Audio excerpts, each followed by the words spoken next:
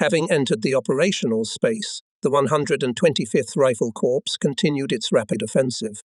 For 17 days of January 1945, the Corps units with battles passed 325 kilometers. To characterize the pace of the offensive, it is enough to indicate that on average daily we advanced with battles forward by 19 kilometers. At the end of January 28, 1945, we crossed the German-Polish state border near Pisgao. Finally, Germany, fighters and commanders said excitedly, so the war would soon be over. In those days, in the army newspaper was printed a letter of Red Army man Boretsky to his fellow countrymen in Dnipropetrovsk region. It is difficult to convey the joy and pride with which our hearts are full. For several days we have been fighting in the very lair of the fascist beast, on German soil. Already in 2 orders, Comrade Stalin thanked us for the victories on German territory. In these battles I destroyed 2 enemy machine guns and 1 car with ammunition with my armor-piercing rifle. Each fighter, with all his heart, felt the greatness of those days of the historic offensive. Soviet soldiers went through the settlements of Nazi Germany, firmly approaching Berlin. For more than 3 years we dreamed of these days, and when we fought heavy defensive battles near Leningrad, Moscow, Stalingrad, and in the Caucasus, leaving our native land watered with the blood of our best fighting friends, we never gave up hope. The day would come when we would come to Germany. Now that hour has come. After the breakthrough of the enemy's defense in the interfluve of the Bug, Nera and Vistula rivers on January 15, 1945, and after the 47th Army's units reached the left bank of the Vistula River and liberated Warsaw, the capital of Poland, on January 17, 1945, the enemy tried to delay our advance by rearguard battles at intermediate lines in order to put up decisive resistance after regrouping at the previously prepared defensive strip along the former German-Polish border. The main defensive strip was prepared on the line of Stolp, Deutsch, Krohn, Schneidermoor, Glogo, and further along the Oder River. The fortifications in the areas of Deutsch, Krohn, Schneidermoor, and Neustetten were the main resistance nodes of the modern type, which were modernized in 1939-1942 and equipped with machine gun and gun emplacements flanking pillbox.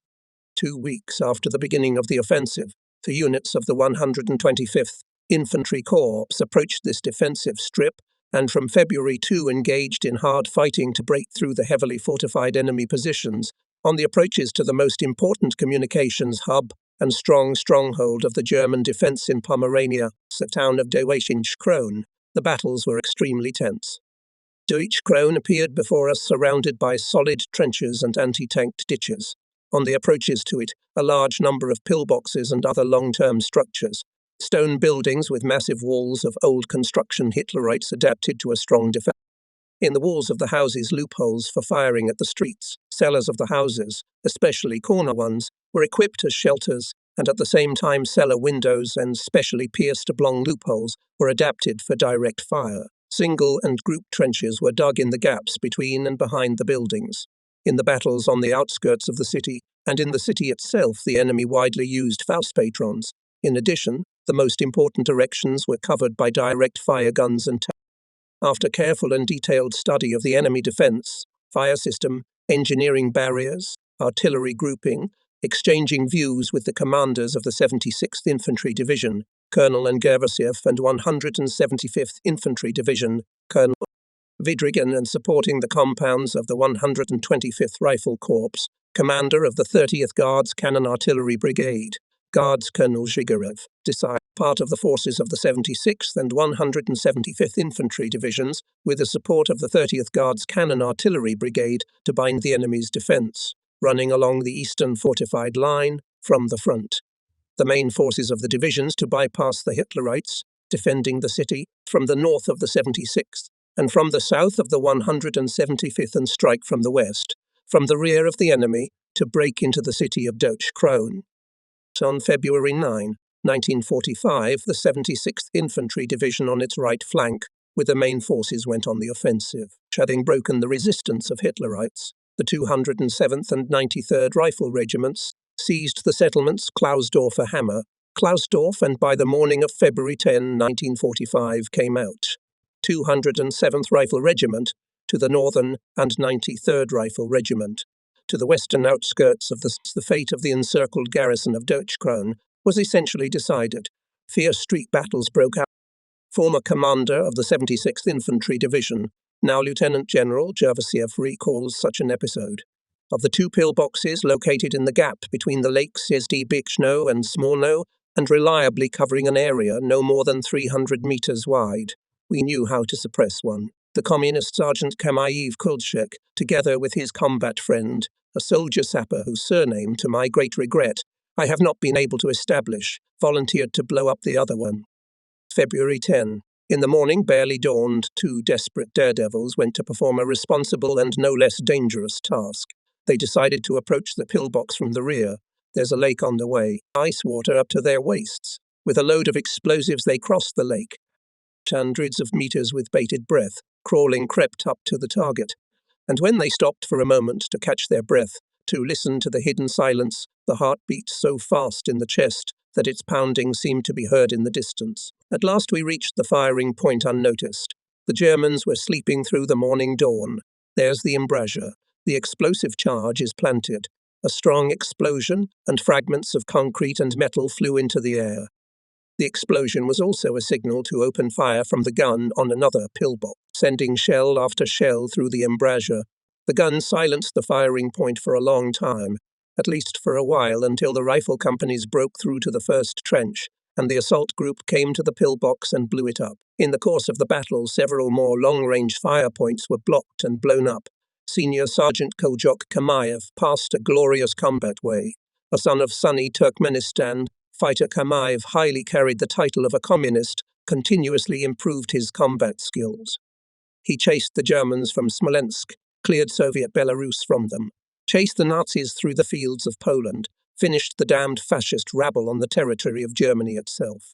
Glorious combat feats raised the honor of the banner of his unit Kamayev. Many governmental awards decorated the chest of the brave Soviet soldier. Listening to the story of my comrade in arms, connected with the battles for Dutch Krone, I can't help but say that the soldiers of many nationalities of our motherland fought heroically shoulder to shoulder in the units of the 125th Rifle Corps. Far from their native land, they were firmly united into one fighting family. The hard military share and love of the Soviet people were equally shared by all of them. At the beginning of 1945, the chief of the political department of the Corps, Alexei Ilyich Kolunov, showed me not quite an ordinary letter. Dear comrades, it said, I, Sayadam Niazove, a linkwoman of the collective farm named after Sverdlov in Ashgabat district of Turkmen SSR, collected all my savings and contributed them to the Red Army Fund. My money was used to buy a cannon, 760,094, and sent to your unit where my brother Gataman Kalmuradov is serving. When you receive my gift, I ask you, our glorious artillerymen, together with the whole Red Army, kill the wounded German beast with my cannon and hoist the victory banner over Berlin. We are separated by thousands of kilometers, but we are always with you, our dear liberators. We are working selflessly and tirelessly in the rear, and we will give you everything you need for the final victory over the German invaders. We are waiting for you to return to your homeland with victory. The request of collective farmer Sayadam Niazova was satisfied. The 76 ME gun purchased at her expense went to the 80th Artillery Red Banner Regiment of the 76th Rifle Division, where her brother Senior Sergeant Gataman Kalmuradov served as a gunner in the 1st Battery. Lieutenant General Godin, commander of the artillery of the 47th Army, and Colonel Klaykovkin, deputy chief of the political department of the 47th Army, in front of the regiment after reading out the order for the division, which noted the great concern of the Soviet people for the Red Army, satiety of the front and rear, and the patriotism of the Soviet people, handed the cannon to Staff Sergeant Kalmuradov. Accepting this cannon bought for me by my sister, said the warrior excitedly, ye are sure that I will beat the fascist beast mercilessly with it. Let the German invaders know our strength.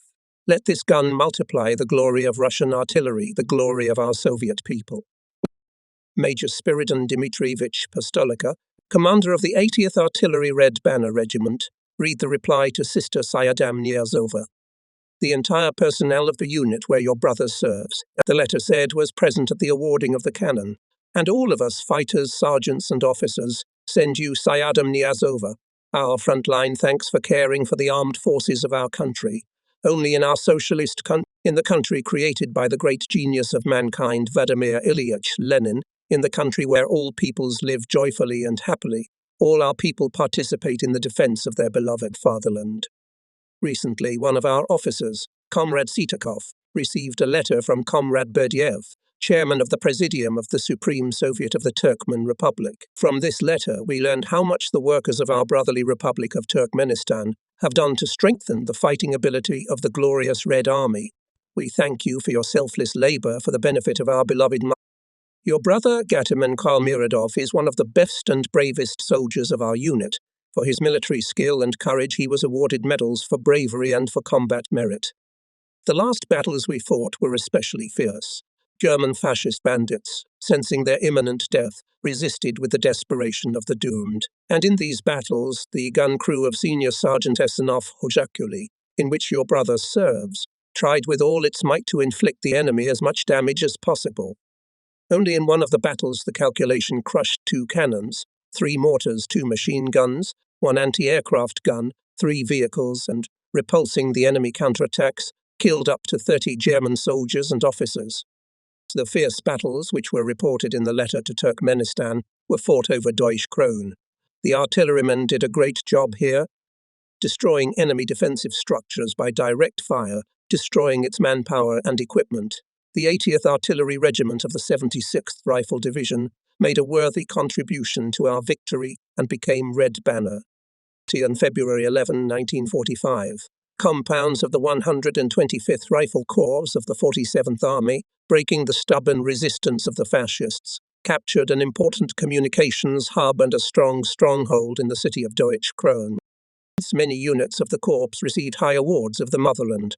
93rd Rifle Regiment, Order of the Red Banner; 207th Rifle Regiment, Order of Suvorov I degree; 216th Rifle Regiment, Order of Kutuzov I degree, to the units of the 125th Rifle Corps, 76th Rifle Yelninsko Varshavskaya Red Banner, Order of Suvorov, and 175th Rifle Irokovelskaya Red Banner Divisions, and its soldiers, officers, and generals. The Supreme Commander-in-Chief declared gratitude. Meanwhile, in 60 kilometers to the southeast in the encircled Schneider Mule since February 1 fiercely resisted 12,000 group of Hitlerites, striving to bind as much of our forces as possible. At the end of February 11, 1945, the commander of the 1st Belarusian Front Marshal of the Soviet Union G.K. Zhukov ordered me with the field command of the corps to take the battle group of troops storming the fortress city from the deputy commander of our army, Major General K. Kuzmin, and within 2 days to defeat the enemy grouping in Schneider Mule. February 12, 1945. The management of the 125th Infantry Corps took the battle group. Schneider Mule Fortress is located among forests, which from the north, northeast, and east cover it, within a radius of up to 10-15 kilometers, and in the north more than 50 kilometers. The outer defense of the fortress was based on a system of lakes surrounding the city from the east, in a semicircle. Part of the western facade of the outer outline was covered by a swamp. The inner rim of the western facade rested on the crest of unnamed heights, which dominated the surrounding terrain. Hitler's defense in Schneider Mule was characterized by special cruelty and was designed for long resistance of its garrison. On the eastern side of the city had 3 bypasses, inner, main, and outer. The western part of the city had 2 bypasses, outer and inner. Each bypass is a line of trenches and in a number of places anti-tank ditches, all sorts of anti-tank obstacles and mine barriers. In addition, the main outline on the eastern sector was reinforced with pillboxes, half-caponiers and caponiers. Kirks and large buildings were used as strongpoints. Loopholes were pierced in the walls of houses to fire into streets and especially intersections. The Schneider Mule garrison had a large amount of military equipment, rich stores of food and ammunition, and well-equipped airfields. The total strength of all units and subdivisions in the town reached more than 12,000 men. Discipline was maintained by all means accepted in the Nazi army. On January 28, 1945, Himmler, who commanded the defense in Pomerania, personally arrived in Schneider Mule and gave the garrison the task of defending the fortress to the last soldier. Regularly, every night on transport planes to the city delivered everything necessary and evacuated the wounded. All available units and subdivisions of the command of the fortress brought together in 2 detachments. The 1st Composite Detachment under the command of Colonel Bonan defended the outer rim of the city. The main and inner bypasses were defended by the 2nd Composite Detachment, headed by the commandant of the fortress, Obersturmbannführer Reschlinger. By 8:00 a.m. on February 12, 1945, the 125th Rifle Corps command took over the units and formations blocking the Schneidermühl fortress.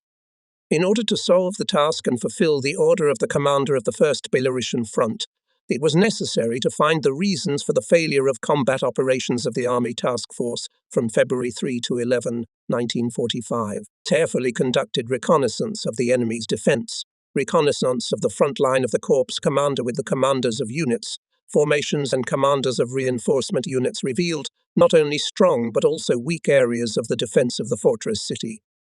With the exit of our units on the unnamed heights, the city could be shot through. With the capture of the railroad station and workshops to hold the part of Schneidermühl, which was on the west bank of the river Kado, became impossible. At the reconnaissance, this was perfectly understood by the commanders of rifle regiments and commanders of reinforcement units. On the terrain division, commanders were pointed out the main objects to be captured first. Their fall made pointless and impossible further resistance of the garrison as a whole.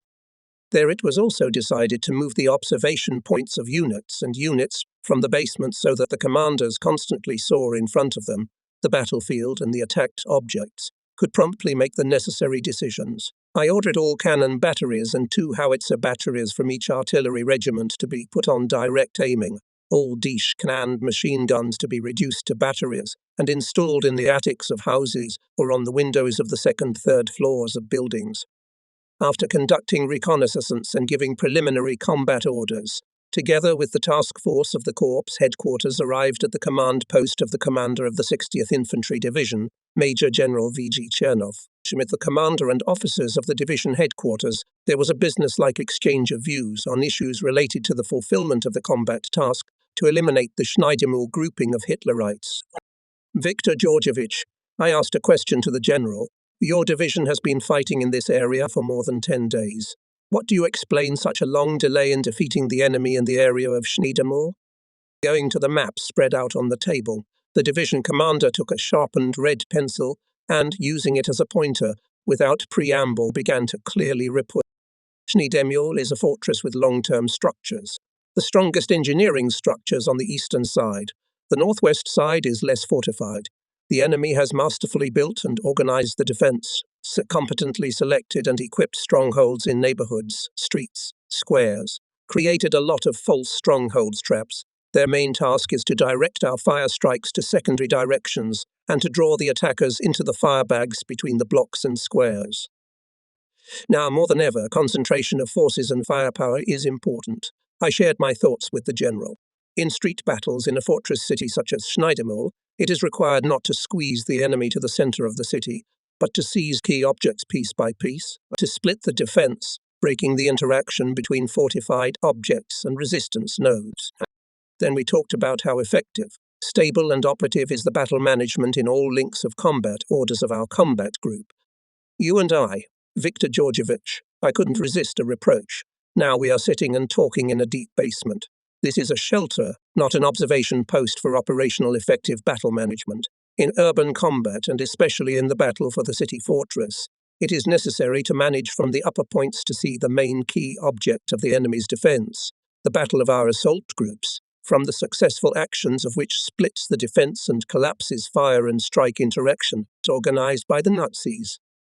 It was unpleasant for me to remind the combat general of this, but not only he had to reorganize the work for a new way. In street battles, our assault groups should elbow and soul feel their commander, and then he will never be late to support and develop a private success of the assault group in the general. What are the nearest plans of the Nazis? Where is their main grouping? Where are their key strongholds? Where and in what directions they show special persistence? What on these issues reported General Army, Artillery and Engineering Scouts? Changing the topic of conversation, I asked the division commander. According to our scouts, the main grouping of the enemy in the areas of the northern and northeastern outskirts of the city, answered the general. Here Hitlerites show special persistence in holding their positions. After the loss of the enemy, Durchkone operational and tactical importance of Schneidermühl ceased to be paramount for the enemy command. Viktor Georgievich said thoughtfully, destructive effect on morale propaganda which is actively conducted by our political workers. As a consequence, the appearance of defectors.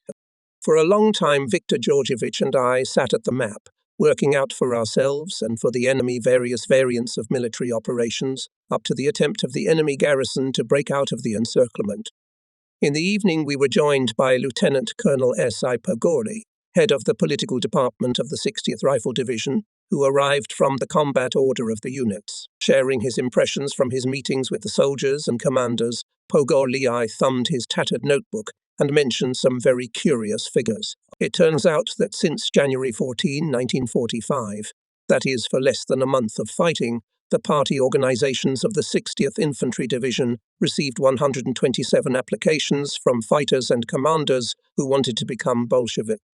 During this period, 67 people were accepted as members of the All-Union Communist Party 49 and candidates. As a rule, all applications were discussed in company and battery organizations where they were fought. Characteristically, with the exception of a few isolated cases, all applications were considered in the primary party organizations no later than the second day after their receipt.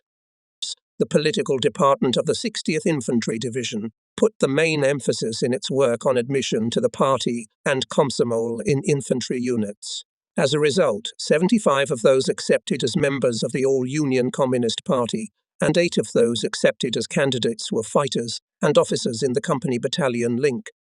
The rapid advancement of the units required considerable efficiency and clarity in the work of the Party Commission. It held its meetings only in the units.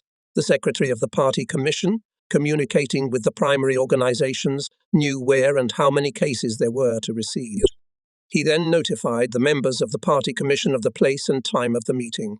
All of them were held in the presence of the majority of its members. At the meeting, the business and political qualities of each person joining the party were actively discussed. If the situation did not allow holding a meeting of the Party Commission during the day, its work continued at night. After returning to the Corps headquarters, I told about the fruitful work of the party organizations of the 60th Infantry Division to the head of the political department of the Corps, Colonel Alexei Ilyich Kolunov. He informed me that a decision had been made, enshrined in the relevant directive to the troops, which required the deployment of communists in battles in such a way that in each unit the party organization had at least 6 or 7 people. This made it possible to cover with party influence all the personnel of platoons and squads, especially rifle squads, to have a communist or Komsomol activist in each calculation of group infantry weapons. February 13 at 10.0.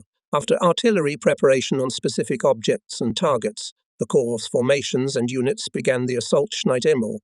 Assault groups under cover of fire from infantry escort guns rushed to their assigned objects and broke into them. As a rule, the battle for each object ended with a short hand-to-hand fight. In multi-story buildings, the task of the assault group was to clear the first and basement floors from Hitlerites. The rest was finished by sappers. After the first explosion, the surviving Hitlerites usually stopped resistance and surrendered. The assault group, as a rule, was accompanied by a tank or self-propelled artillery unit, which destroyed the flanking fire points of the Nazis. After capturing the objects, the artillery of the assault group would change its firing positions, move to the captured object, from where it would start firing again, covering the next throw of infantrymen to a new attacked object. During these hours, I visited the attacking order and managed to talk to the commander of one of the assault groups, Lieutenant N. Semen. I and my assault group have already had to participate in a street battle. He shared with me the first impressions. This battle was difficult because in the city is limited maneuverability, narrow like tunnels. Streets constrained our movements, limited visibility. We had to fight for each house, each separate building to smoke the Germans out of basements and attics. Especially intense fights were played out for corner houses or houses facing the square. Having fixed in them, Hitlerites shot the adjacent streets and did not give us the opportunity to approach them. I, together with artillerymen, pulled up the cannon, camouflaged in neighbouring houses and courtyards, firing direct fire only when I saw the target well.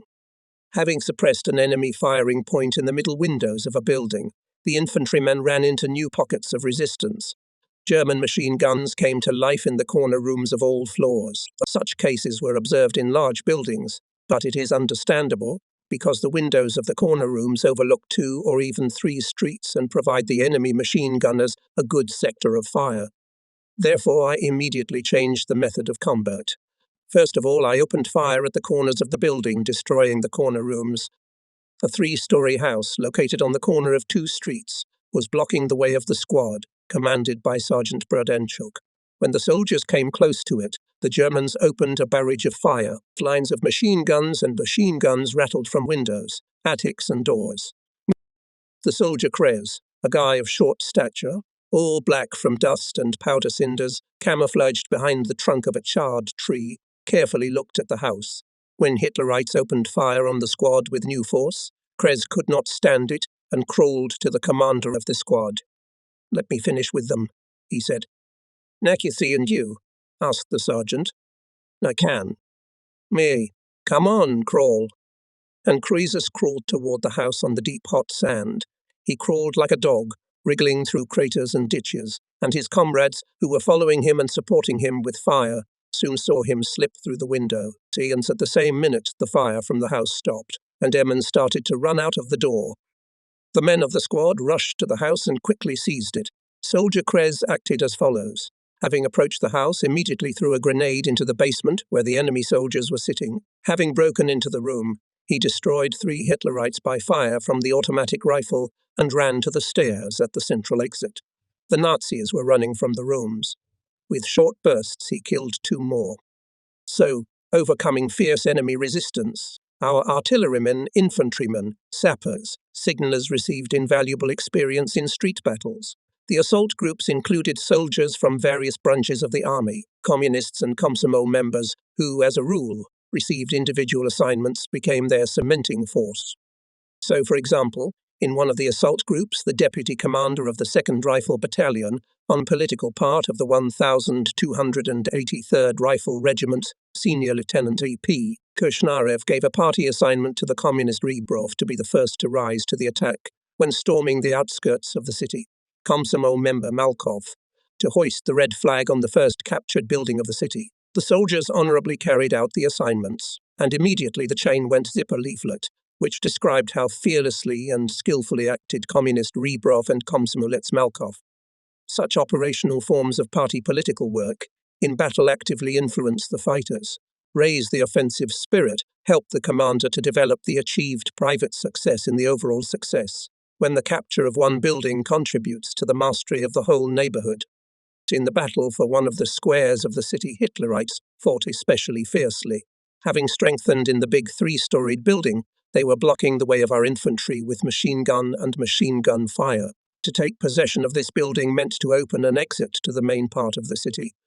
To help the infantrymen in the fight for this building, volunteered candidate for party membership sapper Red Army soldier Grashev. He crawled up to the building at night, planted explosives and destroyed a large part of one of the walls with an explosion, taking advantage of the commotion that arose among the fascists. Our fighters overcame the square with a swift rush and took possession of the building. In street battles, the enemy widely used Faust patrons. Komsomol members initiated the creation of groups to fight against the Faustpunks. In addition, they decided to master this weapon themselves. Such a form of work with the personnel as conversations with the wounded, from which they received valuable and interesting information about the course of the battle. Thus, on February 12, in a conversation with a wounded in the battle for Schniedemo, I found out that many soldiers do not have sufficient experience in street fighting. Red Army soldier Kucherenko, a participant in the battles for Kovel and Warsaw. Shirini fighters climbed to the left side of the house, from where Hitlerites are firing rifle and machine gun fire from windows and cellars, and experienced Red Army men bypass these houses through gardens, vegetable gardens and yards, and successfully knock out Hitlerites from the rear and flank. Some soldiers are advancing. They go along the streets, and the enemy, as a rule, along the streets fires. When summarizing the results of the day, I asked the commanders and political workers to take into account a valuable remark of a Red Army soldier. On the night of February 12-13, employees of the political department of the 60th Infantry Division went to the units that fought in the town of Schmiedimur and together with political officers of the units held talks on the tactics of street fighting. Right on the front line together with the officers of companies and platoons practically showed how to act most expediently in the battle for a given house, street, neighborhood. The same conversations were held with the men of the Sapper Battalion, who were assigned the combat task of clearing passages for tanks and self-propelled artillery units. During these talks, excellent sappers were popularized, who in previous battles contributed to the success of our troops by their selfless work. The commanders of the units gave high praise and commendation of the actions of the units in which such conversations had been held beforehand, and on the ground practically showed how to act most expediently in the battle for a house, a street, a quarter. The Rifle Battalion of Major L. Stromkin, hero of the Soviet Union, reinforced by tanks and self-propelled artillery guns, for one day of fighting captured several neighborhoods, forming a kind of bridgehead among the fortified enemy territory, which received the name Stromkin's Wedge in the Corps headquarters. I closely followed the growth of Leonid Leonidovich Stromkin's combat skills and was sincerely pleased with his new success. At the end of the war, the major was 23rd year. A representative of the young generation of officers of the Red Army, Stromkin enjoyed authority and love among his fighters. Strict, demanding, but fair. He managed to create a cohesive military team which is highly valued bravery and performance, initiative and mutual assistance, courage and mastery of combat weapons. Major Stromkin has traveled a long way in combat. Even in the battles on the Soch and Dnieper, he showed mature commanding skill, for which he was awarded 2 Orders of the Red Banner. Leonid Leonidovich Stromkin received the high title of Hero of the Soviet Union for successful leadership of the battalion during the forcing of the Vistula and in the battles for the expansion of the bridgehead on the left bank of the river on January 16, 1945, and for the bravery and courage he showed. I had a chance to visit Stromkin's battalion on the eve of the storming of Schneidermall. The commander used the temporary lull not for rest, but for intensive training. The preparation of the battalion units was carried out at the sites of past battles and specially equipped areas. On the eve of the offensive, the political department of the 60th Infantry Division, headed by Lieutenant Colonel A.T. Pogorely in all party and Komsomol organizations, held meeting with the agenda, the tasks of communists and Komsomol members to destroy the encircled German grouping in the fortress town of Schneidermall. In addition, the Politotdelci strictly controlled the placement of assets in each assault group. The results of active, purposeful party political work were reflected during the storming of Schneidermall. Communists and Komsomol members were in the most dangerous places of the battle, performed with great skill and dedication the most difficult and responsible tasks, inspired the fighters to heroic feats. In the critical moments of the battle, they dragged the non-partisan behind them. The actions of Sergeant Sergeyev, the party commander of the 5th Rifle Company of the 2nd Rifle Battalion of the 1285th Rifle Regiment, are indicative in this respect. There were only 18 men left in the company. They formed one assault group. In the Night City battle, the company formed one of the units of the Stromkin Wedge, took possession of the church and the house next to it. On the church, the Partorg Sergeant Sergeyev raised the red flag. By morning, Hitlerites surrounded a handful of our soldiers. Being in detachment from the main forces, the group found itself in a difficult situation. Hitlerites were attacking from all sides. They were more than our soldiers in 5-6 times. The company ran out of ammunition, had no food, and, most importantly, no water. From thirst, the fighters had chapped lips. But among them there was a Communist Party leader, Sergeant Sergeyev, and he was the soul of the fighters, instilled faith in victory in those of them who had already lost hope in the approach of help. Sergeyev set a personal example of fortitude. When Hitler's officer with 2 soldiers tried to penetrate into a window of the house where our soldiers were defending, Sergeyev killed all 3 Hitlerites with a machine gun. 36 hours the company defended in separation from our units and did not surrender either the church or the house to the enemy. During this time, brave men exterminated dozens of Hitlerites. After the storming of Schneidermall, I handed over to the Partorg of the company, Sergeant Sergeyev, the Order of the Red Star. Wonderful examples of courage, steadfastness, selflessness showed the fighters and other party organizers. Party organizer of the 8th Rifle Company, Senior Sergeant Staroverov, enjoyed exceptional authority among the company's personnel. He invariably appeared where there was a threatening situation. When storming the buildings in Schneidermühl, the infantrymen were delayed, and the tankers did not dare to move forward. Partorg Senior Sergeant Staroverov, being among the soldiers, noticed it. "Comrades, he addressed the soldiers, our tanks are strong when they are supported by infantry." The soldiers rushed after Staroverov and together with tanks broke into the next street. In the midst of the battle in the company came zipper leaflet, written by the Partagome of the battalion. It spoke about the feat of the platoon commander Lieutenant Nikitin, who took command of the company, organized the reflection of 3 enemy counter-attacks. The partour of the company's Staroverov brought the content of the leaflet to all the soldiers. The infantrymen intensified the onslaught and seized another neighborhood. That the communists and Komsomol members were really the soul of the units, and were always in the most dangerous areas, fought without sparing their lives, are evidenced by such. Let's take, for example, the losses of the 1285th Infantry Regiment in the battles for Schneidermühl for one of the most intense days, February 9, 1945. A total of 108 men were killed and wounded, among them 24 communists and 36 Komsomol members. This amounted to about 60 in relation to the total losses for the day. If we take into account that the percentage of communists and Komsomol members in relation to the entire personnel of the regiment did not exceed 10-15, then we can say with good reason that communists and Komsomol members won the victory in the street battles of Schneidermühl with their blood.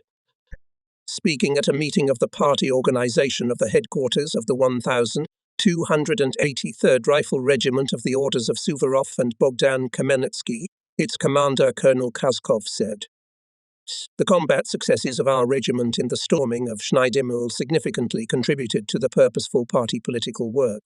Thanks to this, among the personnel, always reigned high offensive impulse and determination to fulfill any order." It is on February 13, 1945. The fighting in Schneidermühl did not stop for a minute. They were especially fierce in the area of 2 churches in the center of the city. The Nazis took all measures to hold these important in the defense system strongholds to cover the approaches to the water frontier, and still their resistance could not last long. By 16.0 on February 13, 1945, the key positions of the Hitlerites were occupied by the Corps compounds. Nemes Heights, railway station and workshops, City Park, the area of 2 churches were in our hands. Divisions continued fighting. Advanced detachments forced the river Kudov, cleared from Hitlerites the western part of the fortress, thus compressing even more strongly the ring of encirclement. The enemy's situation became hopeless, and we understood perfectly well that he could make attempts to break out of the encirclement. It was decided, in order to preserve the railroad and airfield nodes, not to hinder these attempts and break through troops destroyed in the field battle. In the evening of February 12, 1945, Colonel Mikhail Karatonovich Kalashnik, head of the political department of the 47th Army, arrived at the Corps observation post. "So the Military Council of the Army believes," said Mikhail Karatonovich, "that after our troops have taken possession of Deutsche Krone, there is only one thing left for the garrison of Schneidermühl LU, to capitulate. We decided to further intensify our propaganda work with the enemy garrison. First, tonight we will hold a special program for the surrounded garrison. We will tell about the defeat of the Derech Kranev group of the enemy, involve in the transfer captured soldiers and officers of the garrison of Deutsche Krone. Second, we will hand over a letter from the Military Council of the Army, addressed personally to the commandant of the encircled garrison, outlining the terms of surrender. Third, we will intensify the sending to the surrounded garrison of German soldiers taken prisoner, including those from Deutsche Krone. The enemy listened attentively to the address to the soldiers, but as soon as we began to read the letter of the Military Council of the Army personally to the commandant of the encircled garrison, there was indiscriminate firing. It was carried out, of course, on the orders of the German command, which refused to save the lives of thousands of its soldiers. My hard-headed bastards, all the same fascist bosses, said to me with bitterness at the new meeting Colonel Kalashnik, "They have no pity for the people." Under the leadership of Mikhail Karatonovich was developed a specific plan of active propaganda among the enemy troops, surrounded in the fortress city of Schneidermühl. The main goal was to convince German soldiers and officers in the hopelessness of their situation, and hence the senselessness of further resistance. As I learned during the entire period of encirclement, as well as during the street fighting. The garrison of Schneidermühl was subjected to a continuous and concentrated exposure to our propaganda. Almost every night airplanes dropped over the city leaflets addressed specifically to the soldiers and officers of the encircled garrison. Their total circulation amounted to 20,000 copies. In the program of sound transmissions was widely used concrete material, testimony of defectors and prisoners. For example, from the testimony of defectors was revealed the fact that the garrison commandant Reschlinger's own shooting of several soldiers. Near the gas plant lie 2 dead German soldiers, reported in the program. To the chest of one of them pinned a piece of paper with the inscription, "These 2 soldiers shot by me. I will do the same to anyone who runs away from the battlefield. Bestem Bannführer Reschlinger." POWs, especially defectors, were widely involved in broadcasting to their troops. Such operational work produced positive results. Under the influence of their speeches increased the influx of German soldiers who surrendered as prisoners of war. Hitler's command rejected the call of the Military Council of the 47th Army for unconditional surrender of the garrison. It was time for the cannons to speak again. So on the night of February 14, 1945, the units and formations of the 125th Rifle Corps regrouped, and in the morning continued the offensive from the southern direction in order to completely eliminate the garrison of the fortress by the end of the day. The northern and northeastern directions were covered by small outposts of the 185th Infantry Division. In the depth and on the edge of the forest were prepared and occupied by troops cut-off positions. At night, a part of the enemy garrison tried to break the encirclement, and for this purpose at 1:30 on February 14, 1945, Hitlerites opened a hurricane fire on the front line of the units of the 280th Infantry Regiment in the area of the peninsula. Another group concentrated on the road Schneidermühl-Lebenka. With the support of 10-12 tanks, Hitlerites, on a narrow section broke through the defense of the Rifle Battalion, defending on a wide front, but they failed to break out of the encirclement. In the field battle, Hitlerites were destroyed by parts of the 3rd Shock Army and parts of the 1st Army of Polish Army, which were in the front reserve. Hitler's garrison of the fortress city of Schneidermühl, by 11:30 on February 14, 1945, ceased to exist. The fortress city was cleared of fascists. The order of the commander of the 1st Belarusian Front, Marshal of the Soviet Union G. Zyukhov, the compounds of the 125th Rifle Corps fulfilled exactly in the time specified by him. For the exemplary performance of combat missions of the command, for valor and courage, shown during the storming of an important communications hub and a powerful stronghold of the Hitlerites' defense in the eastern part of Pomerania, the order of the Supreme Commander-in-Chief of February 14, 1945, the troops who participated in the battles for the capture of the town of Schneidermühl announced a commendation. The 1,281st Rifle Regiment of the Order of Alexander Nevsky was awarded the Order of Kutuzov, II degree. The 1,283rd Rifle Regiment of the Order of Suvorov was awarded the Order of Bogdan Khmelnytsky, II degree. The 1,285th Rifle Regiment of Prague was awarded the Order of the Red Banner. The 969th Artillery Regiment of Prague was awarded the Order of Alexander Nevsky. Since the experience of battles of the 60th, 76th and 175th Infantry Divisions in the towns of Deutsch-Cologne and Schneidermühl confirmed the expediency of creating and training assault groups. Of rule, they were composed of 1 rifle company, 50 riflemen, 3 5 sappers, 2 machine gun crews, 8 12 guns from 45 m to 122 m, 4 6 battalion or regimental mortars, 2 3 flamethrowers, 2 3 tanks or self-propelled artillery units. The nature of the battle in a populated area with stone buildings required the division of assault groups into smaller groups with mandatory reinforcement with guns. Often assault groups were divided in half, advancing along parallel streets running in the direction of the main object of attack.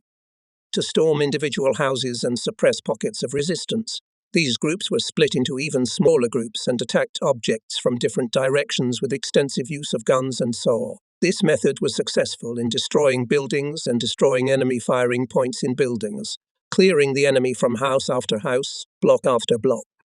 The parallel movement of the 2 main groups provided assistance to the lagging groups by the impact of neighboring groups that advanced forward in the flank and rear of the defending enemy. Of particular importance in urban battles were bypasses through yards and streets. surprise attacks of the enemy. Successful advancement of assault groups sometimes depended on the combat skill of each fighter. From February 16 to 20, the enemy from the area of Altdammer and Stargard struck in the general direction of Landerberg. He managed to push the 47th Army to the south by 812 km. The enemy managed to retake the towns of Piritz, Span and other settlements. On March 2, the 125th Infantry Corps, having made a march to the Oder, began fights on liquidation of the Altdam group of Hitlerites. In heavy battles, the military corps showed examples of bravery and high martial skill. On March 3, 1945, advancing in the infantry fighting order, the gun commander of the 4th Battery of the 373rd Artillery Regiment, Sergeant A. Bulmagin, destroyed 3 machine guns, 20 Hitlerites and 2 enemy observation posts by direct fire, which contributed to the success of the battles for the city of Barn. Continuing the offensive, on the same day on the outskirts of Luben, the brave artillerymen destroyed 2 75 mm guns of the enemy by direct fire, dispersed and partially destroyed up to a platoon of infantry. During the battle, the commander of the firing platoon was wounded. Sergeant Bulmagin replaced him and successfully continued the battle.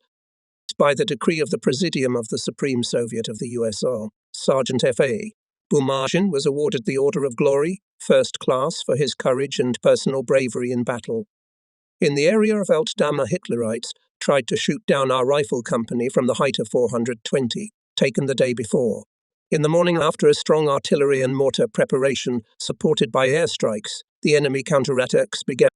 Sergeant M. Ryatsenko, the company's party leader, told the men, "We have nowhere to retreat, we have only one way, forward, to defeat the enemy." And the first went forward to meet the counterattacking enemy. Yatsenko dragged the men of the company after him. He destroyed 7 Hitlerites with grenades. The counterattack of the enemy was repulsed. The Order of Bogdan Kamenetsky of the II degree decorated the breast of the party.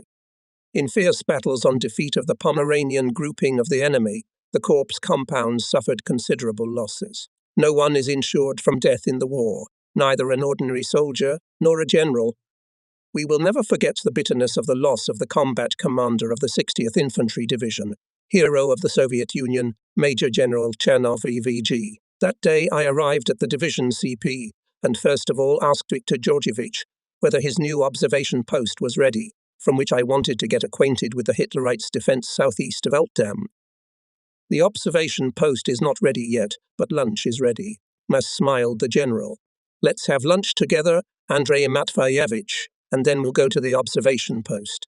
The sappers are already finishing its equipment." Viktor Georgievich soon cordially invited them to a table set up in the secure basement of a stone house with a small window in the strong wall.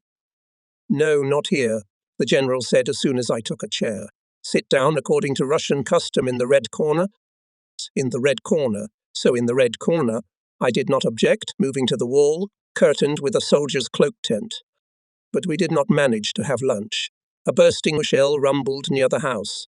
A blast wave hit the window, which looked like an embrasure with a tight jet.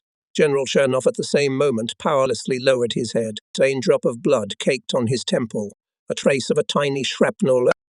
On the day of funeral of Major General V.G. Chernov on March 20, 1945, his name was last heard in the order of the Supreme Commander-in-Chief No. 304, thanking the 60th Infantry Sevsko-Varshavskaya Red Banner Order of Suvorov Division, which distinguished itself in the battles to defeat the Pomeranian grouping of the Nazis. Its 1,281st and 1,285th Rifle Regiments were awarded the Order of Suvorov I degree, and the 1,283rd Rifle Regiment was given the honorary name of Pomeranian. Almost 40 years later, in the Moscow Palace of Pioneers and Schoolchildren, at the meeting of veterans of the 1st Division of the People's Militia of the Lenin district of the capital with young people, we again recalled the fiery roads of the war from Moscow to Berlin. For 10 years, the members of the Military Patriotic Club Search, students of the Trade and Economic Technical School, located in the Leninsky district of the capital, have been following the heroic battle path of the People's Militia Division. This coincidence is symbolic and justified. It is justified by the great search work done by the club. Under the guidance of the military instructor of the technical school, Lieutenant Colonel Reserve Z. Galutin organized correspondence with 500 veterans of the division, but before thousands of requests were sent to all ends of the country, created a museum of military glory, but before the students studied a lot of historical documents, held conversations with living witnesses of the heroic past of the Red Banner connection. Where are you now, fellow soldiers? Was the name of the meeting of courageous defenders of the motherland with the grateful youth of Moscow, a meeting of fellow soldiers who had not seen each other for dozens of post-war years? They arrived about 300 people from all corners of the USSR. The Palace of Pioneers and Schoolchildren became the place of strong embrace of grey-haired veterans. 35 years later met frontline soldiers D. Samodurov and P. Kotsuba, who served in the same rifle regiment. In the same amount of time found the battle orders D. Leshchev V. Francisov A. Prikodko, at one time not received by them. Many heroic pages of the combat past of the glorious compound helped to reveal the meeting organized by Search. The joy of the frontline soldiers is touching. In his letter to the students of the technical school, former sapper Prikodko mentioned the deputy commander of the sapper battalion E. Greenberg, wrote that very much. C. Greenberg wrote that he really wanted to meet with him, and here in front of the crowded hall of the Palace of Pioneers and Schoolchildren combat commander hugged his best sapper and congratulated him on his award, the Order of Patriotic War II degree. Thanks to the club's activities, 15 state awards were presented to veterans of the division for their combat services in the Great Patriotic War. Having handed over to my former subordinates the orders and medals long sought for them, I could not but remember the words of the former commander of the 60th Rifle Division, Major General Viktor Georgievich Chernov, said shortly before his death in March 1945 on the bank of the Oder. It is worth to be born, to live, to work, to fight and to die only for the sake of the motherland's health. A minute of silence honored the light memory of the fallen. From the hushed hall looked at the veterans, representatives of the younger generation, worthy of their fathers and grandfathers. And again the stories about the feats were heard, and the heroes came on stage, and the youth applauded them. The youth carried the veterans' experience as a sacred thing. The successful completion of the East Pomeranian operation thwarted Hitler's plans to strike a flank blow to the Soviet troops, which had reached the Oder, and allowed to transfer 11 released armies for the Berlin operation.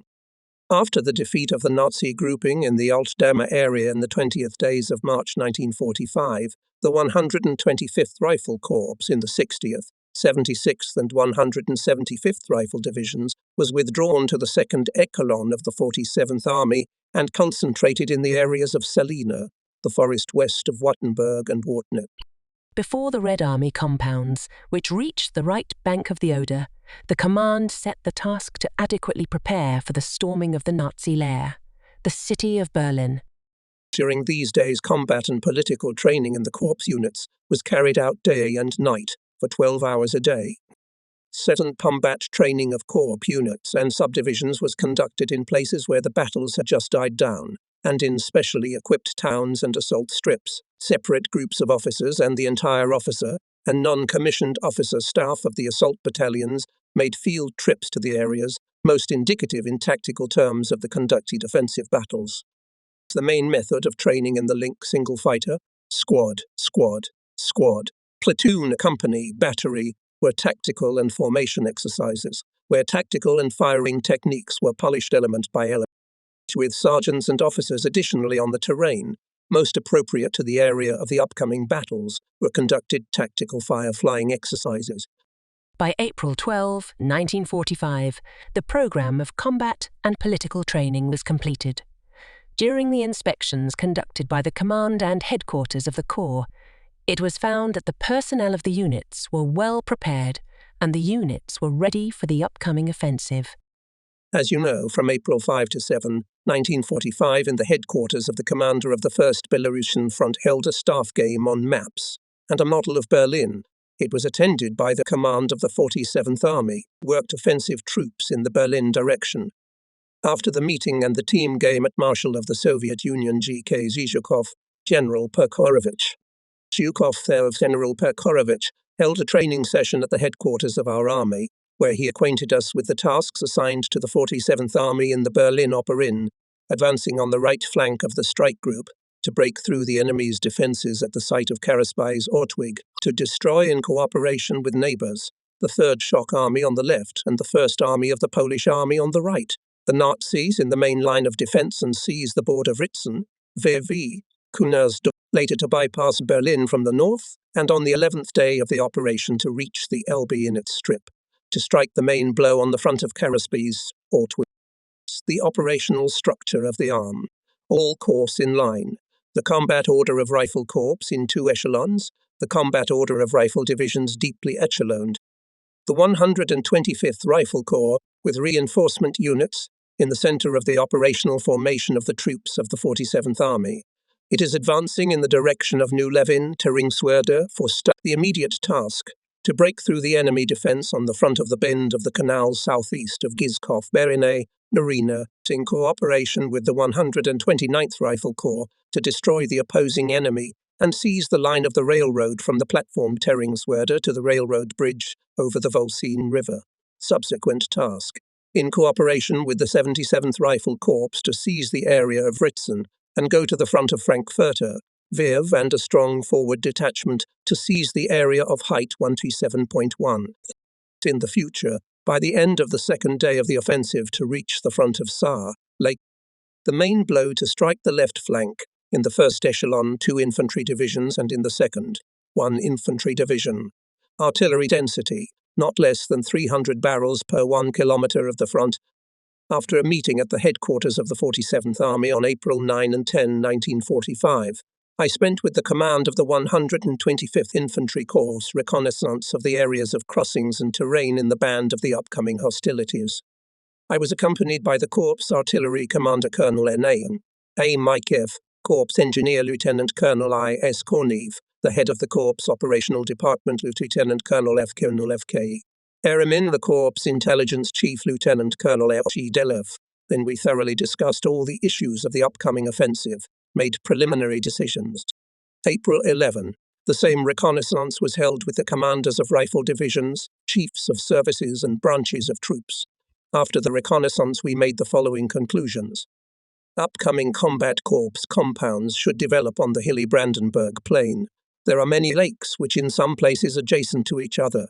They are turned into natural frontiers for defense front to the east. And a large number of canals make it easier for the enemy to organize defense at intermediate lines. A well-developed network of highways and dirt roads, hidden from observation by trees, provides covert maneuvering of reserves. In the depth of the enemy's defense is a plain, sharply rugged with various heights and woodlands.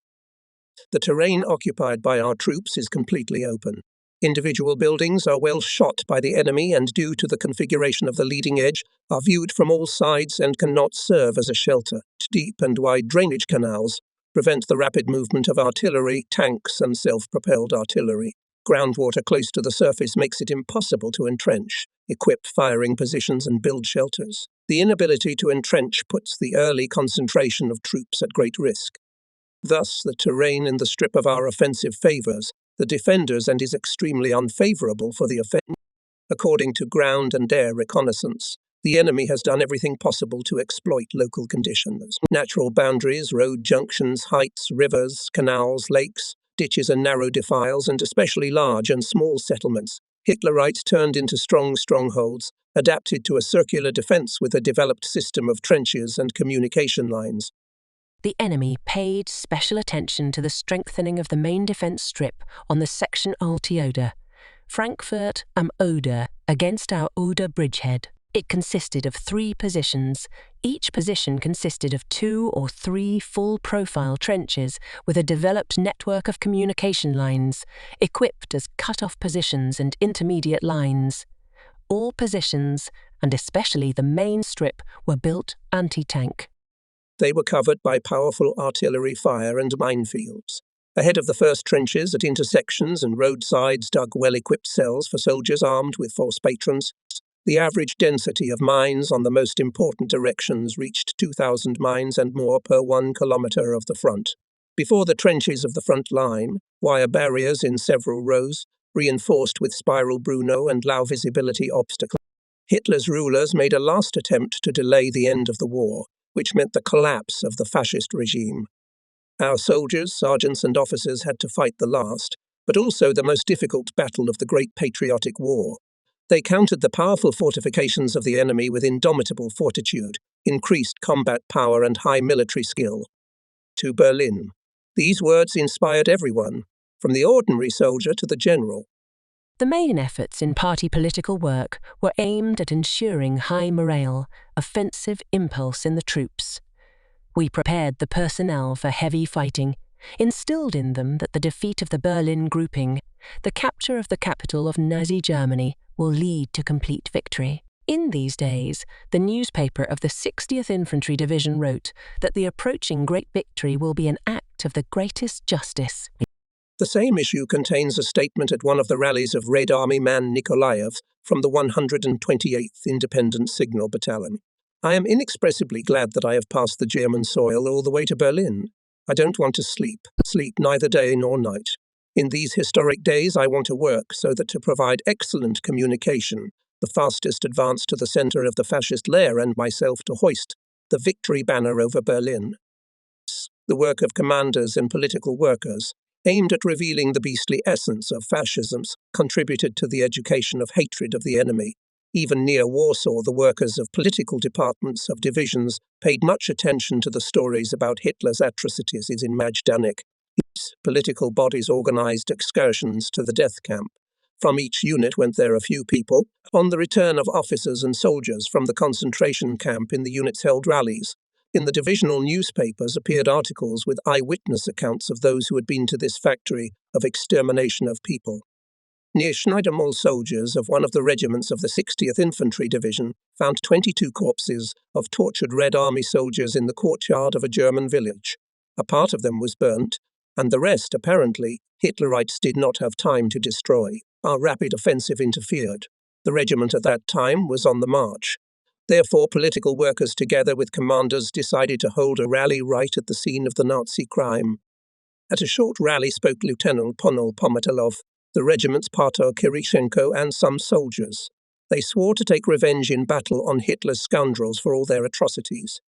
In these April days before the beginning of the offensive, we used the most various forms of educational work among the personnel. So, in the first days of April 1945, in a solemn atmosphere in front of the formation, was read the decree of the Presidium of the Supreme Soviet of the USSR and awarded the 60th Infantry Division Sevsko-Varshavskaya Government Awards, the Order of the Red Banner and the Order of Suvorov I degree, which it was awarded in the past battles.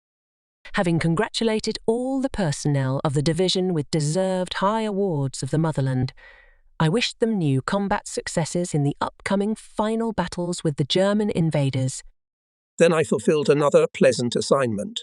I presented the Order of Lenin and the Medal Gold Star to the hero of the Soviet Union, to Vladimir Vasilievich Mylnikov, the commander of the 3rd Division of the 969th Artillery Regiment of the Prague Order of Alexander Nevsky.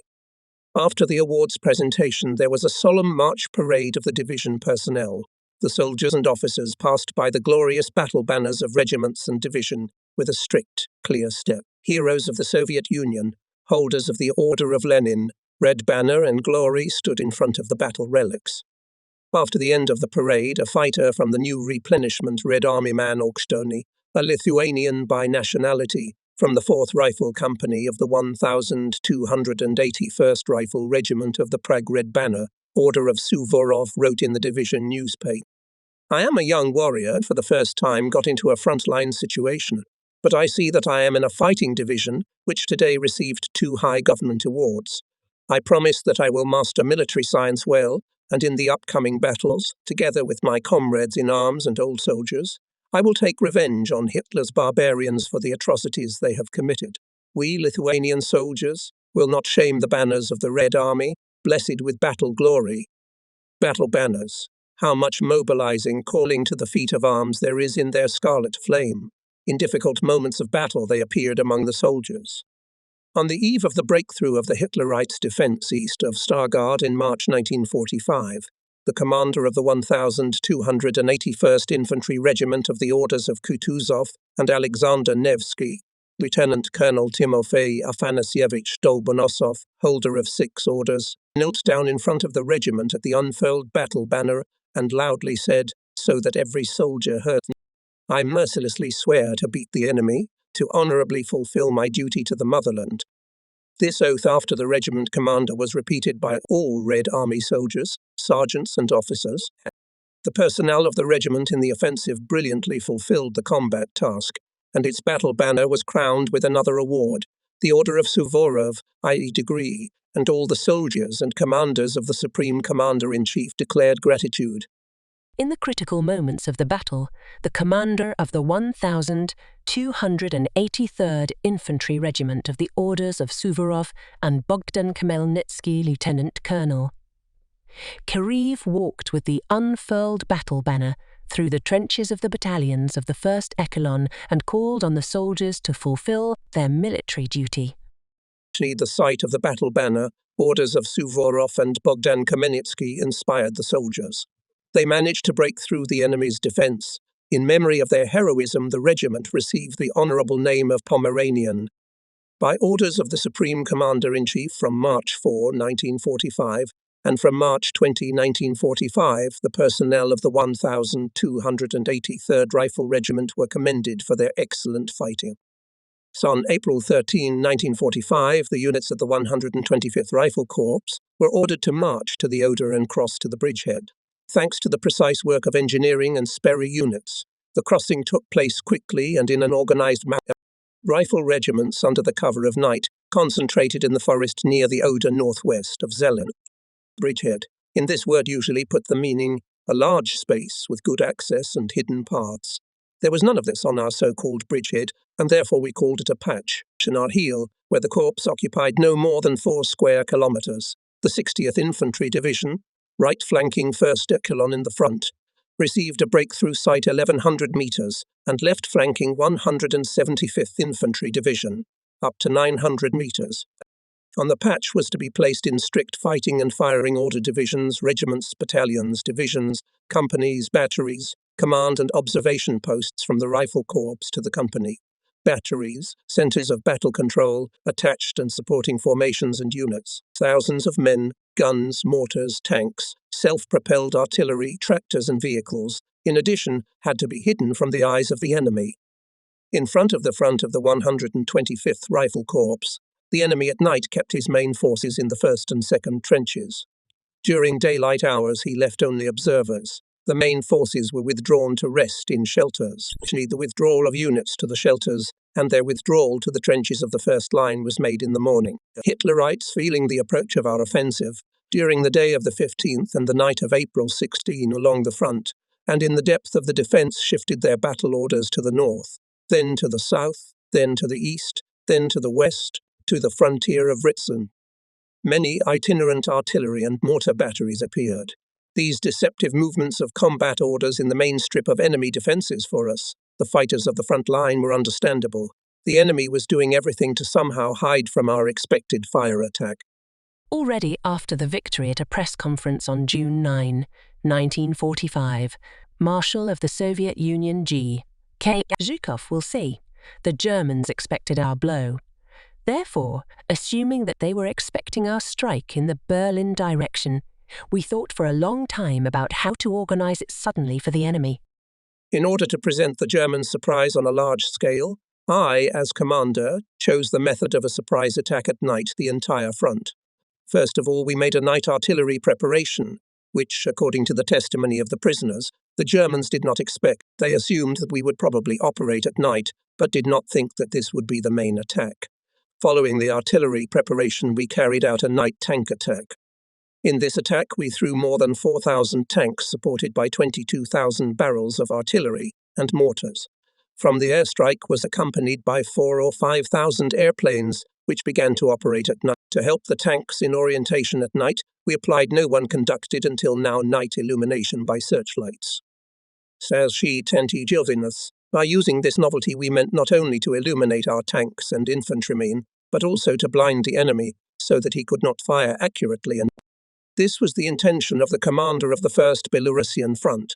In the same hours of waiting together with other compounds were actively preparing for its realization soldiers and our 125th Rifle Corps. At 20 hours 30 minutes on April 15, 1945, I reported to the commander of the 47th Army, Lieutenant General F.I. Perovich, about the readiness to carry out the combat task. I am often asked, tell me, what did you experience during the unique time of the storming of Berlin? The interest of young people who grew up after the war is quite understandable. They are looking for and will persistently search for what notes the frontline soldiers left in diaries, letters, articles, books, orders, reports, and bulletins. They will look for an answer to what we, their grandfathers, fathers, and mothers, were thinking at this historic, glorious hour. As one of the participants of the final battle against fascism, the pinnacle of the Soviet military art, which absorbed all the best that had been acquired during the hard 4-year struggle against Hitler's army, I want to answer this question with the words of ordinary participants of the battles of those unforgettable days. Red Army man of the 1st Machine Gun Company of the 1285th Rifle Regiment of the 60th Rifle Division of the Prague Red Banner, Order of Suvorov Regiment, Yushchenko said before the battle. Now we have been read the address of the Military Council of the First Belarusian Front. The hour of the last retribution to Hitler's barbarians for their atrocities and crimes has come. The strength of the Red Army is great and mighty, and this strength, which we carry, we will mercilessly bring down on the enemy's head. We will fulfill the order of the mother. In 2 hours we will go forward to victory. Red Army man Kuznetsov, from the 5th Company of the 2nd Rifle Battalion of the 2nd Rifle Battalion of the 216th Rifle Regiment of the 76th Rifle Division. I am glad that I lived to see this historic day, when we are embarking on a decisive assault on Berlin. I will not spare my strength and life and fulfill the combat order. Heavily wounded in the first battles of the battle, a petty officer of a machine gun company of the 277th Rifle Karelian Red Banner Karelian, Order of Suvorov Regiment of the 175th Rifle Division, a member of the All-Union Volunteer Army, Rakimbayev sighs. It's not a pity that I was wounded, but it's a pity that I didn't make it to Berlin. Ivan Zakharovich Zeldin, a Red Army soldier of the 6th Company of the 278th Revda Regiment of the 175th Rifle Division, Order of Suvorov and Kutuzov, echoed his, I am very sorry that I was wounded. I would still like to take revenge on the Germans because they killed my 2 sons. We can continue to cite the statements of the heroes of the Battle of Berlin, all of them in those memorable hours before our decisive attack on the lair of the Nazi beast thought about the motherland, about the fulfillment of sacred duty to her. And it is not by chance that on the historic night of April 16, 1945, the party organizations of the First Belarusian Front received more than 2,000 applications from fighters and commanders who decided to go into battle as communists. The party and Komsomol accepted former frontline soldiers who had distinguished themselves in battles with the Nazi invaders. Before the beginning of the Berlin operation, at the meeting of the primary party organization of the 3rd Division of the 969th Artillery Prague Order of Alexander Nevsky Regiment, was accepted as a member of the All-Union Communist Party of Communist, and the commander of the gun of this division, Kazakh Sergeant Musamim Bekshigitov, as especially distinguished in battles with the Germans in the towns of Schneidermühl and Altdam. During liquidation of the enemy bridgehead on the right bank of the Oder, his gun was on direct aim and shot fascists at point-blank range. On March 15, 1945, Beksigitov's calculation, together with gunners, repulsed 3 counterattacks of the enemy and at the same time hit 2 self-propelled guns and destroyed more than 15 Hitlerites. I ask the primary party organization of the 3rd Division to accept me as a member of the All-Union Communist Party, as I want to be a member of the party that leads us to complete victory over the enemy. In the final battles, I will spare no effort, and if necessary, and life, to fulfill any combat order of the command.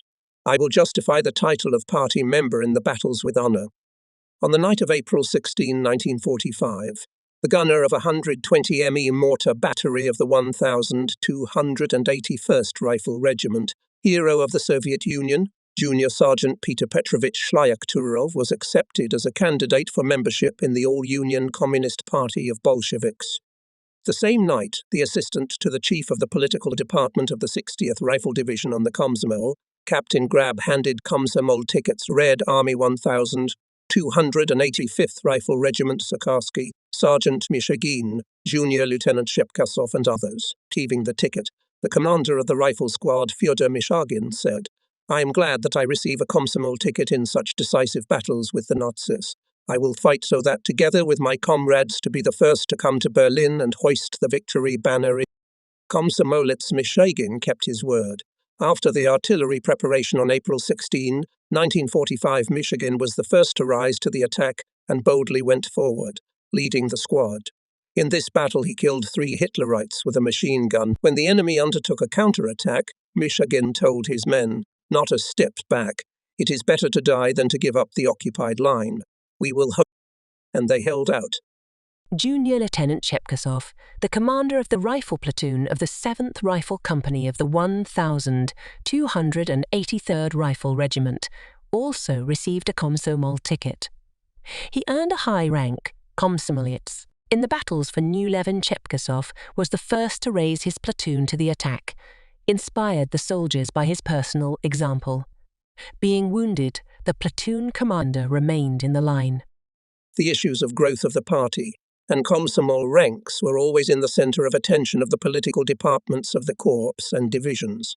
By the beginning of the Berlin Operation Party and Komsomol organizations were established in all rifle companies and all this was extremely important in increasing the combat effectiveness of units and formations. April 16 at 5 a.m., shuddered and groaned the land behind the Oder. All artillery corps, army and front opened fire at the same time strictly according to the intended plan. It was conducted on previously shot targets. Now 47th Army broke through the enemy defense at a front of 4.3 kilometers. In the artillery preparation involved 20 artillery regiments, 3 artillery brigades, 7 mortar regiments, 2 regiments and a brigade of guards mortars, 5 self-propelled artillery regiments. In all, about 300 barrels per 1 kilometer of front. For each gun, there were 3 sets of ammunition. For each mortar, 4. Such a thing had never happened in the whole war. The enemy positions were drowned in a sea of fire. The air was filled with a continuous hum. Most of the enemy's firing points at the first position were suppressed. The stronghold in New Levin was destroyed by 90%. Hitlerites in the 3rd and 4th trenches of the first position could not provide organized resistance. Part of the German soldiers, who were in deep stone cellars, was so morally suppressed that did not offer any resistance. In some sections of the breakthrough, there were 2-3 broken machine guns, 4-5 destroyed machine gun emplacements, and 5-7 direct hits in the trenches per 100 meters along. Here is what the prisoners of the Bayer Infantry Regiment of the 606th Infantry Division Special Forces testified about the effectiveness of the artillery preparation. Our company had 4 machine guns, but when the Russians rose to the attack, not a single machine gun worked. It turned out that 3 machine guns were broken, and the 4th had its servants destroyed. I have had to test the strength of Russian artillery more than once, but I have never seen the like of what happened on April 16, 1945. The fire of the Russian artillery made a stunning impression on the soldiers. The non-commissioned officers could not get us to follow even the simplest orders.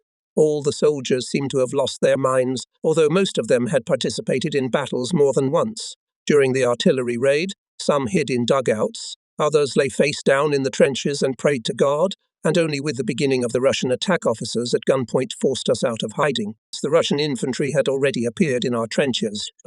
For 25 minutes, the fire barrage raged over the Hitlerite positions. 5 minutes before the end of the last artillery raid, the infantry began to advance to the front edge of the enemy's defense. On the site of the 175th Infantry Division, the infantry came close to the bursts of their shells and 2 minutes before the end of the last fire raid demanded the transfer of fire to the first line of the firing rampart.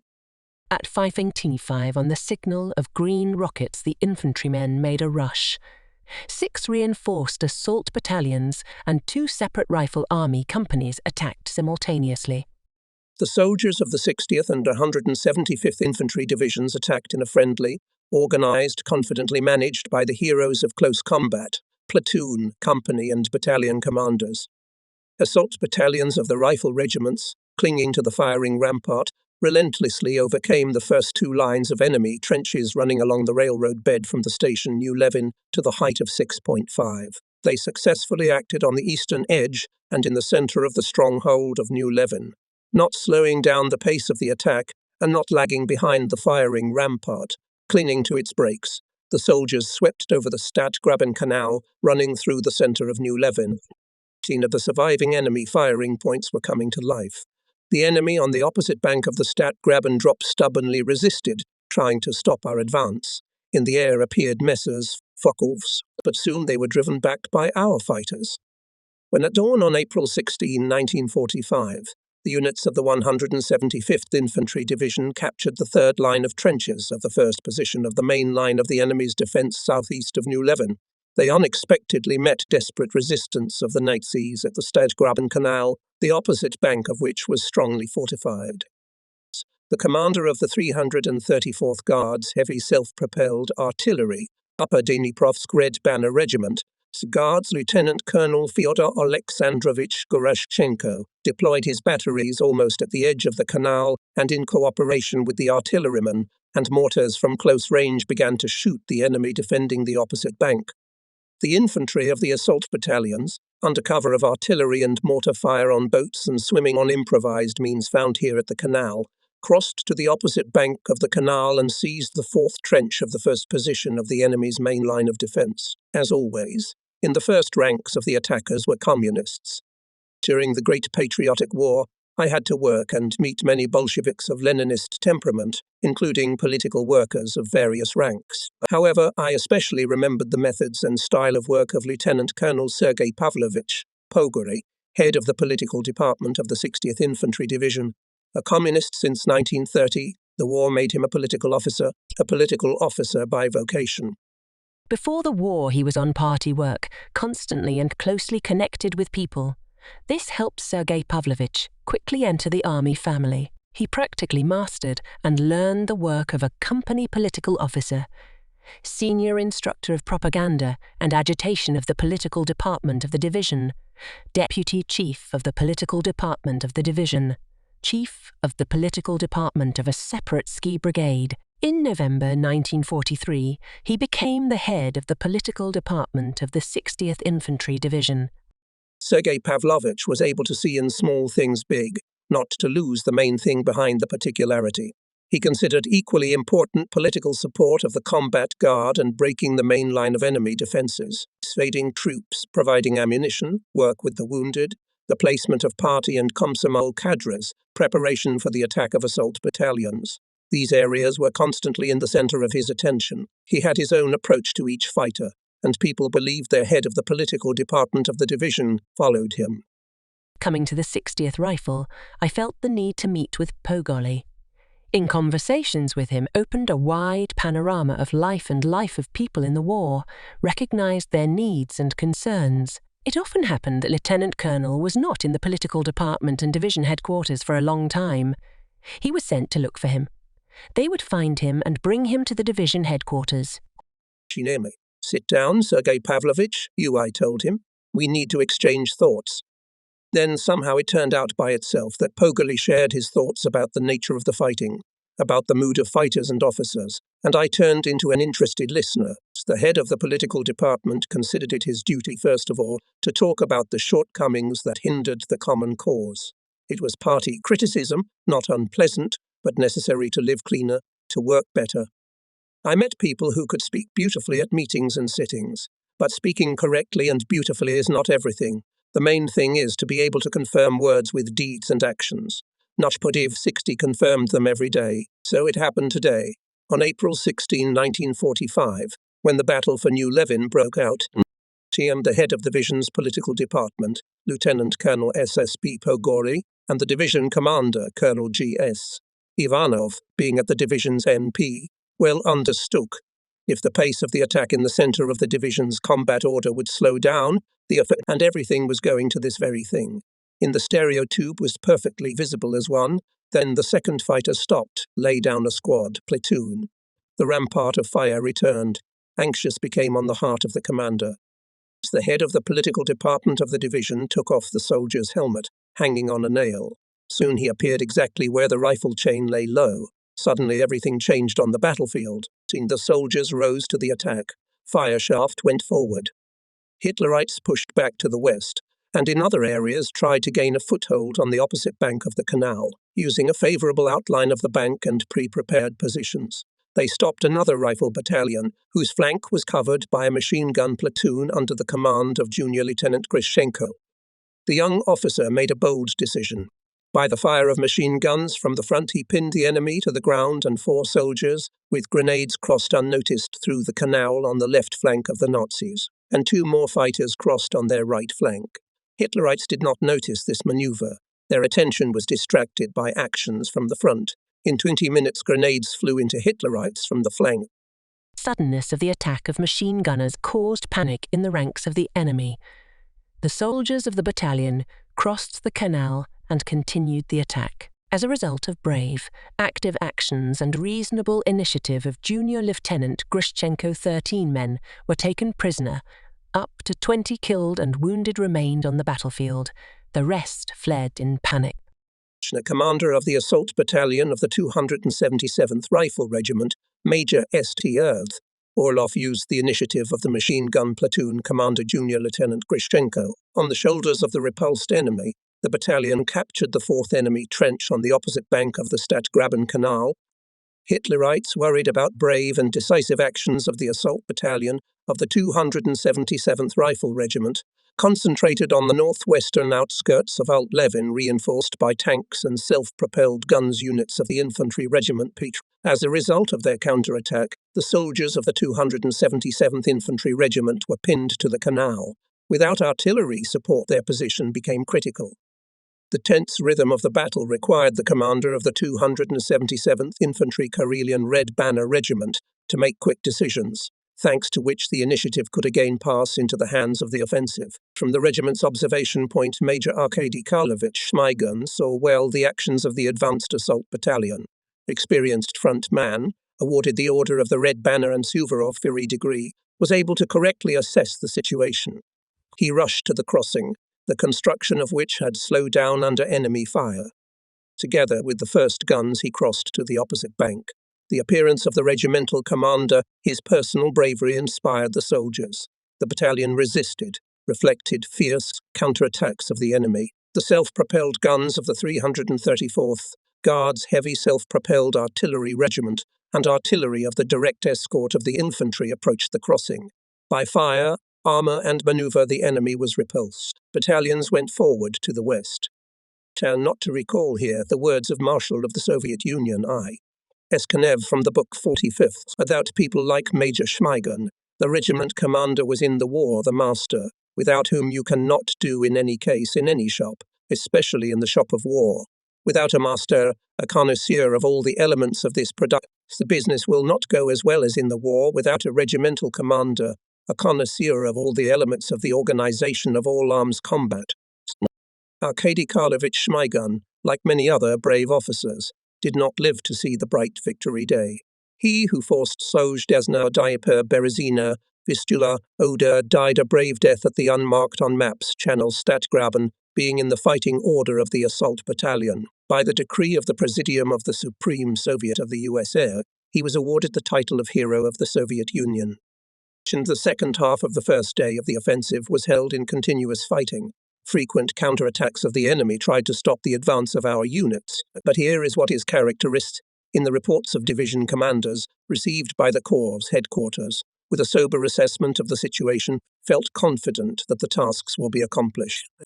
This confidence came, in my opinion, from the absolute conviction in the high combat capabilities of the troops. In the final battle for Berlin, it was difficult to find a squad, a platoon, a company, a battery, whose soldiers would not have shown in the battles, in addition to courage and bravery, mature martial skill, ingenuity, military. Thanks to these qualities, as no one else, always succeed modest toilers of war sappers. I would like to say a few kind words about them. On the eve of the offensive, the commander of the sapper platoon of the 277th Rifle Regiment Junior, Lieutenant Mikhail Chupakin, under enemy fire, personally made a passage through the wire fence and minefields of the enemy, removing more than 100 mines. The next day, together with his subordinates again, under fire, Chupakin built a bridge over the Stadtgraben Canal, and only after a second wound was evacuated to the hospital, where later I had the opportunity to present him with the Order of the Red Banner. Performing the combat task of making passages for artillery and self-propelled artillery units, the sappers of the 696th Separate Sapper Battalion distinguished themselves. They always worked qualitatively, with initiative, ingenuity, and courage, which helped them to achieve combat results with minimum expenditure of forces and resources, with preservation of soldiers' lives and large material values for the motherland. During the battles of April 16, 1945, the sappers removed 289 anti-tank mines, 132 anti-personnel mines, 48 high-explosive mines, and defused 43 shells. Hero of the Soviet Union Junior Sergeant Ivleev disarmed 120 anti-tank mines. Sergeant Chernyshев and his squad removed 160 anti-tank mines, and this was in the daytime under enemy fire. Meanwhile, the first day of our offensive was coming to an end.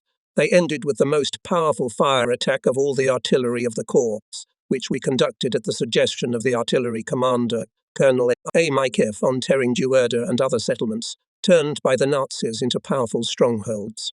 This allowed the advanced assault battalions of the 60th and 175th Infantry Divisions to reach the boundary of the third enemy position.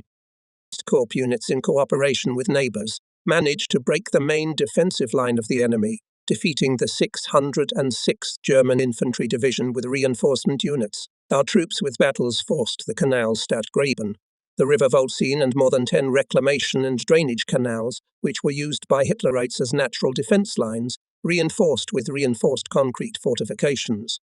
On the night of April 17, 1945, the Chief of Staff of the 125th Rifle Corps, Colonel Grigory Greshevsky, assessed the situation as follows.